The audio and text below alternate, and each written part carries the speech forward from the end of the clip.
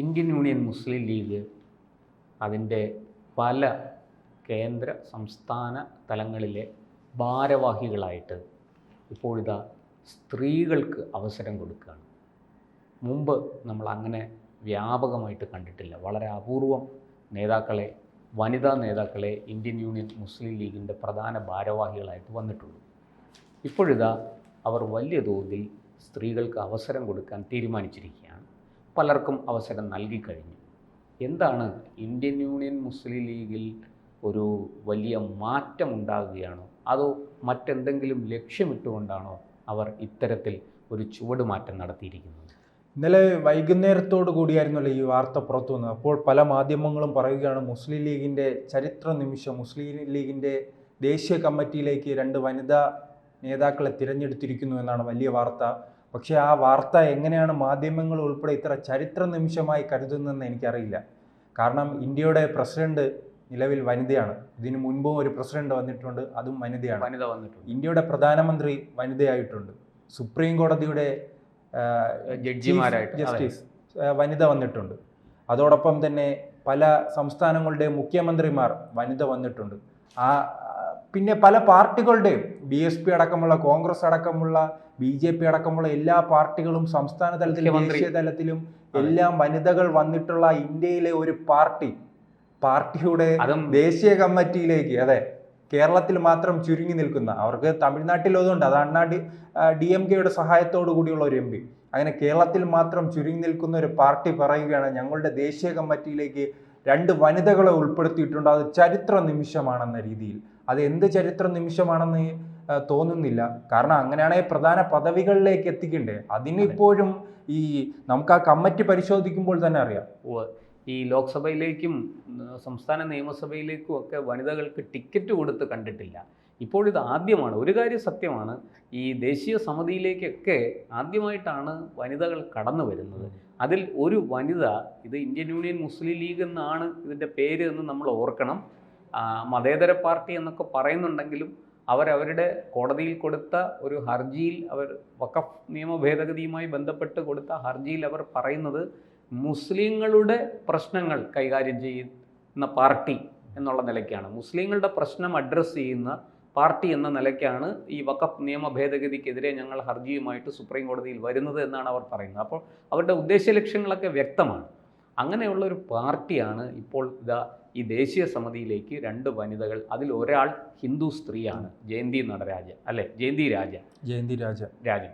അപ്പോൾ അങ്ങനെ ഒരു സ്ത്രീക്ക് അവസരം കൊടുത്തിരിക്കുന്നു. പിന്നെ രണ്ടാമതൊരാൾ ഫാത്തിമ. ഈ 2 പേർക്ക് അവസരം കൊടുത്തിരിക്കുന്നു. അത് മുസ്ലിം ലീഗിനെ സംബന്ധിച്ചിടത്തോളം അവരുടെ ചരിത്രത്തിലെ ഒരു നിർണായക തീരുമാനമാണത്. അല്ല, അതിലും മറ്റൊരു തമാശയുണ്ട്. നമുക്കറിയാം, ഈ സമസ്തയുടെ വേദിയിലെ ഒരു പെൺകുട്ടി കയറിയപ്പോൾ, വിജയത്തിന് ശേഷം കയറിയപ്പോൾ വിളിച്ചത് ആ രീതി തന്നെ ഇവിടെ ഉണ്ടായിട്ടുള്ളൂ. ഈ 2 വനിതകളുണ്ട്. 2 വനിതയിൽ ഒന്ന് മുസ്ലിം വനിത തമിഴ്നാട്ടുകാരിയാണ്, ഹിന്ദു വനിതയാണ് ഈ വയനാട്ടിൽ നിന്നുള്ള ഈ ജയരാജൻ. അപ്പോൾ ഇതിൽ നിന്ന് തന്നെ എല്ലാം വ്യക്തമാണ്. കേരളത്തിൽ സംഘടനയ്ക്ക് ഏറ്റവും കൂടുതൽ ബേസ് ഉള്ള ഒരു സ്ഥലമാണ് മുസ്ലിം ലീഗിന്. അവർക്ക് MLA മാർ വേണം. പക്ഷേ ഇനി ഒരു വനിതയെ കമ്മിറ്റിയിൽ ഉൾപ്പെടുത്തി എന്ന് പറഞ്ഞ് ആ വോട്ട് പോകണ്ടെന്ന ചിന്തയിലാണ് ആ മുസ്ലിം സ്ത്രീകളെ ഒഴിവാക്കിയിരിക്കുന്നത്. തമിഴ്നാട്ടിൽ അറിയാമല്ലോ, ഇനി ആരെല്ലാം എതിർത്താലും DMKയുടെ സപ്പോർട്ടോടുകൂടി തന്നെ അവർക്ക് അവിടെ വിജയിച്ച് കയറാൻ കഴിയും. അത്രയ്ക്ക് സംഘടിതമാണല്ലോ. പലരും പറയുന്നത്, നാം കാണുന്നത് CPM ആണ് കേഡർ പ്രസ്ഥാനം എന്നാണ്. കേരളവുമായി നാം താരതമ്യം ചെയ്യുമ്പോൾ ഏറ്റവും കേഡർ പ്രസ്ഥാനം, ഒരു കേഡർ പാർട്ടി CPM, കേഡർ പ്രസ്ഥാനം, അതോടൊപ്പം തന്നെ അത്രയ്ക്ക് പ്രവർത്തകരുള്ള ഒരു പാർട്ടിയുമായി CPM പറയുകയാണ്. CPM-നേക്കാൾ ഏറ്റവും വലിയ കേഡർ പ്രസ്ഥാനമായി തമിഴ്നാട്ടിൽ അറിയപ്പെടുന്നത് DMK ആണ്. രാഷ്ട്രീയ നിരീക്ഷകർ പറയുന്നു ആ രീതിയിലുള്ള ഒരു പാർട്ടിയുടെ പിന്തുണയോടുകൂടി അവർക്ക് ഇനി കമ്മിറ്റിയിൽ ഉൾപ്പെടുത്തിയാലും ഇല്ലെങ്കിലും വിജയിച്ച് കയറാം. അപ്പോഴാണ് ഇത്തരം ഇതിൽ നിന്നുള്ള ഒരു ഭയപ്പെടുന്ന, സമസ്തയെ ഉൾപ്പെടെയുള്ളവരെ ഭയപ്പെടുന്ന ഒരു അവസ്ഥയാണ് ഈ കാലത്ത്. സത്യമാണ്, ശരിയാണ്.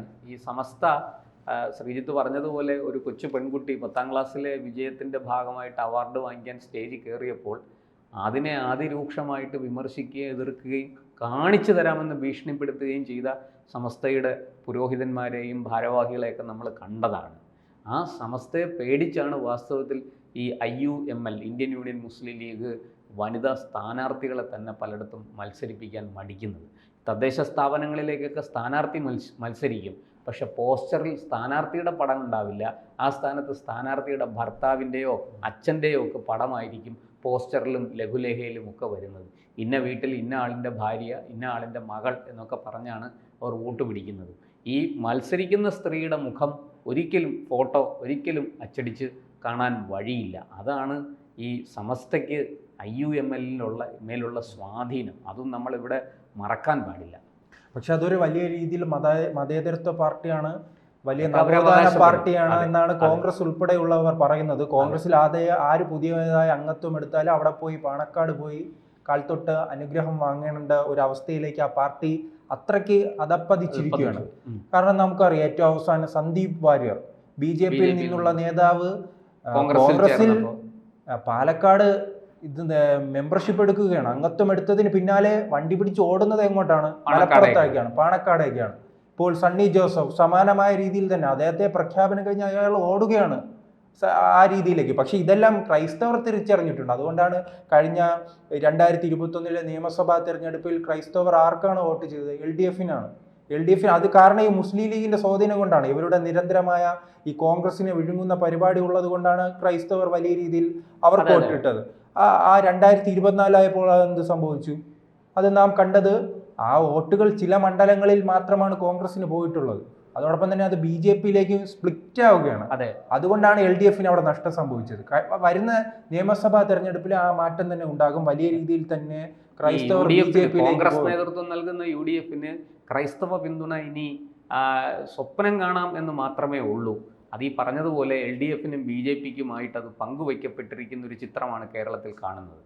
അല്ല, അതിനുള്ള കാരണങ്ങൾ ഇതാണ്. പ്രത്യേകിച്ച് ഈ മുസ്ലിം ലീഗുമായി ബന്ധപ്പെട്ട തർക്കങ്ങളാണ് അതിനെല്ലാം കാരണമായി മാറിയിരിക്കുന്നത്. ഈ കോൺഗ്രസിനെ വിഴുങ്ങുക, കോൺഗ്രസിന് മുകളിലേക്ക് വളരുക എന്ന രീതിയിൽ 5ാം മന്ത്രി പ്രശ്നം തൊട്ട് നാം ഇങ്ങോട്ട് നോക്കുമ്പോൾ ഈ തുർക്കിയുമായി ബന്ധപ്പെട്ട ഒരു പള്ളി പ്രശ്നം ഉൾപ്പെടെ പല പ്രശ്നങ്ങളും കാരണമാണ് ഈ മാറ്റങ്ങൾ ഉണ്ടാകുന്നത്. എന്തായാലും മുസ്ലിം ലീഗിനെ സംബന്ധിച്ച് ചിലപ്പോൾ അവർ മറ്റൊരു കാര്യം ഇതിന് കൂടെ ഉണ്ടല്ലോ, ഈ വനിതാ സംവരണവുമായി ബന്ധപ്പെട്ട മറ്റൊരു വിഷയം കൂടിയുണ്ട്. ആ വിഷയം വരുമ്പോൾ ഇനി മുൻകാലങ്ങളിലേക്ക് നാം പോകുമ്പോൾ വനിതകൾ മാത്രം മത്സരിക്കേണ്ട സീറ്റുകൾ നിയമസഭയിലേക്ക് വരും. അപ്പോൾ ആ സീറ്റുകൾക്കിലേക്കുള്ള ഒരു തയ്യാറെടുപ്പ് കൂടിയാണ് ഇത്. എന്തായാലും ഈ BJP പറയുന്നുണ്ടല്ലോ വലിയ രീതിയിൽ മുത്തലാഖും സ്ത്രീ സംവരണവുമെല്ലാമായി ബന്ധപ്പെട്ട് നമ്മുടെ വനിതകളെ മുന്നിലേക്ക് എത്തിക്കാൻ BJP നടത്തുന്നു എന്ന് പറയുമ്പോൾ അത് പ്രവർത്തിച്ചു തുടങ്ങിയതായി നാം ഇവിടെ കാണണം. അതുകൊണ്ടാണ് ഇത്രയും വർഷം ഈ പാർട്ടി രൂപീകരിച്ച് സ്വാതന്ത്ര്യത്തിന് ശേഷം ഈ പാർട്ടി രൂപീകരിച്ചെന്നല്ലേ ഇവർ അവകാശപ്പെടുന്നത്. കാരണം ഒരു മുസ്ലിം ലീഗിന്റെ ഒരു ഭാഗം പാകിസ്ഥാനിലേക്ക് പോകുമ്പോൾ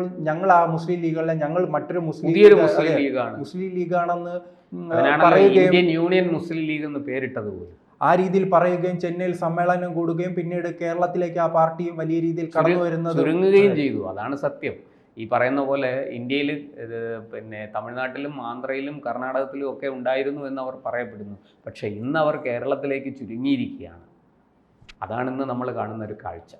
കൂടുതൽ വാർത്തകളും വിശേഷങ്ങളും നിങ്ങളിലേക്ക് എത്താൻ ABC മലയാളം സബ്സ്ക്രൈബ് ചെയ്യുക, ബെൽ ബട്ടണും അമർത്തുക.